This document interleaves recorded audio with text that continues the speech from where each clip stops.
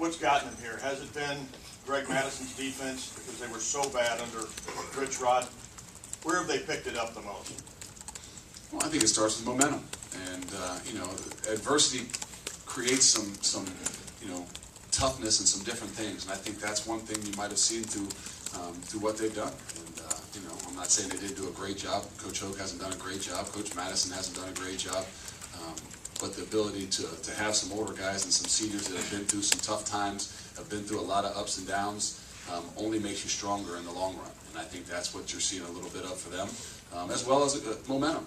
These games, the football is a game of momentum. You can get yourself on a roll and get some momentum. Great things can happen, and I think it's a combination of all those. Bill, you've got so many young guys who haven't played in this game. They know when they come here how important it is, but do you really emphasize to them, and what do you do to emphasize to them just how important it is? I think you've been here long enough to know that every day there's something.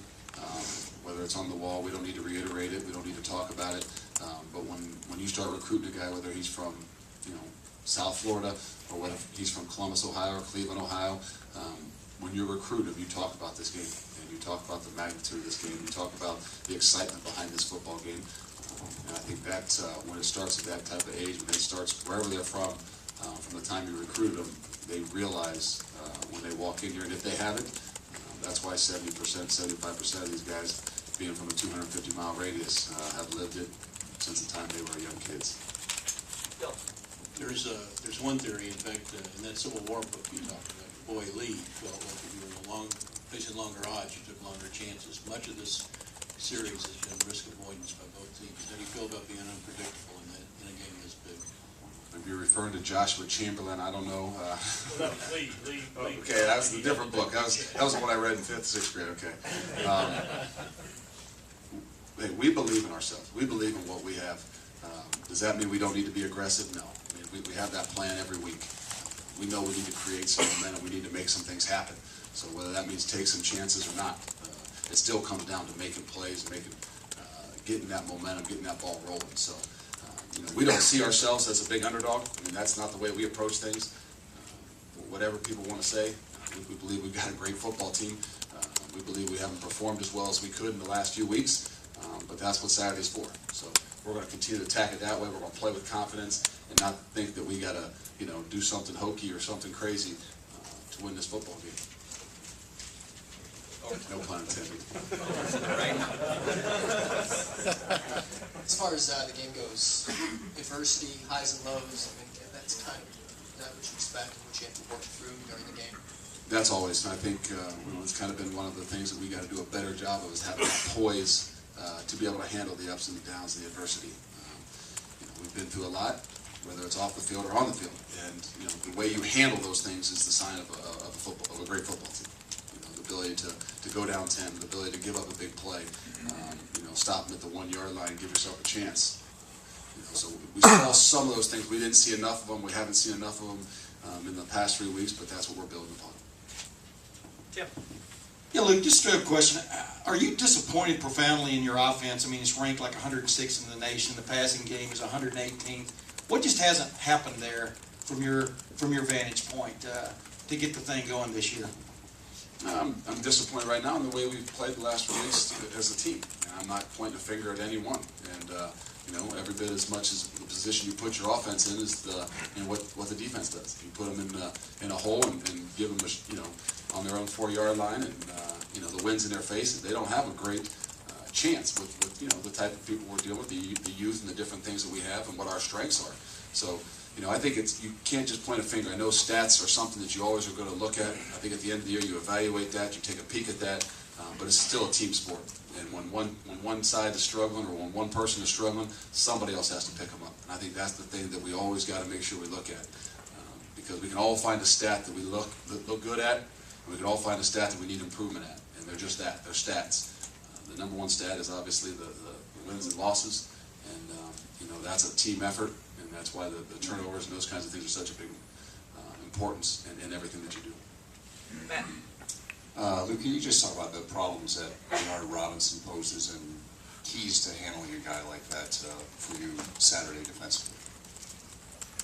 He poses a lot of problems. Any defensive coordinator, anytime the quarterback's got the ability to keep plays alive, running the football, it makes you struggle a little bit on defense with some things you can do, the chances you can take. You got to be aware of those things. Obviously, a guy like him, the thing that I think is dynamic about what he does is his ability to handle hits. You know, the guy was a second leading rusher. Second leading ball carrier in our league last year. I think only behind Lesueur from Illinois. When a quarterback can carry the ball that many times, you know he's tough. He can take the hits. He can take a pounding. He can keep going no matter what his size is. And I think that's the thing when you look at what he has done is his ability. A lot of quarterbacks have the ability to run, but do they really have the ability to withstand some of the punishment that defenses can give them if they're on? Doug. Luke, when we talk about a guy like John Simon or players like that, it seems like a guy's motor, the ability to go play after play and not take a play off is a thing that pops up. What, at this point of the year, maybe specifically with a guy like John or just for anybody, what does it take in a player to just, maybe after a long year, at the end of the year, a tough year, still have that in them? And do most guys have that, or is that unusual to be able to do that through a long year? It's the mental side of things. I told him on Sunday night that to me, when you're 18 to 22, 23, 24 years old, your body can pretty much handle whatever it's put into.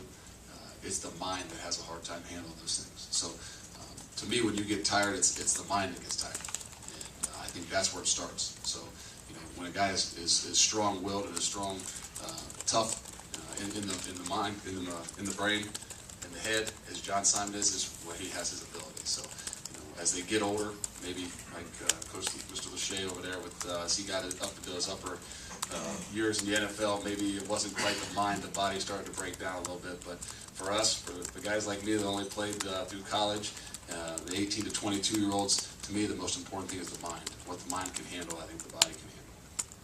Lori. Luke, where's the confidence of your team right now? A couple of your guys on Saturday were pointing out that this is sort of unprecedented for them to be heading into this game with 5 losses. It is, and that's the thing. But that's a part of life, and that's a part of adversity. And you have to have confidence in what you do. You have to believe in what you do, and that's what we keep hounding them on. I tried to tell them on Sunday night. Last week's game was not much different than Iowa the year before. Hold on. I'm sorry. Okay. If this was a players' meeting, we'd be be here right now. It's different. I understand. I was actually checking to make sure it was off and interrupted.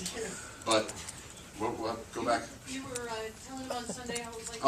There's not much different than Iowa last year, and the difference is we made a 4th and 11, I think, against Iowa last year. Then 3 plays later, hit Posey in the corner for a touchdown to win the game. With 45 seconds to go, and this week it just didn't happen. And it's been like that a little bit through the year. So don't doubt where you are. Michigan State's 12th in the country, and you play them to 10-7. Nebraska's 13th in the country, and you play as good a first half and a quarter, and up. And you don't win the games, but there's a fine line between good and great. And you can't lose your confidence because the balls hasn't bounced your way. You haven't made the one play. That's what hasn't happened around here in the last 9 years I've been here. Is all those games that come down to that situation at that time, I can't remember one that we haven't won. And that's the difference. Now, is that making excuses? No. But you got to believe that. You got to have that confidence. You got to know that you're that close to one play here or there from being completely on the other side of the ball. So you can't lose confidence in what you do. You can't lose confidence in the guy next to you. That's where it all is going to stem from. Bob. Luke, you've been here on both ends of this rivalry, where the times when it seemed like Ohio State couldn't win and the times when it seemed like Ohio State couldn't lose. Just wondering if there's a difference in the approach, if you saw anything about the preparation before the game or anything you've learned from those two things that might help you in this case. Well, I mean, everybody's going to point the finger at, the time Coach was here, Coach Tress, that is, that, there was more of an emphasis. It was talked about, it was stressed, it was something like that, but it still comes down to the players. Yes, it's understanding what the rivalry is all about. I think that's why it's been such a great tradition here, and I know it will continue that, when you recruit Ohio, when you've got these kids that are within 200 miles of Columbus, Ohio. They've grown up understanding what the rivalry is all about, have seen it from the time they were 5, 6, 7, 8 years old. When that's the crux of your team,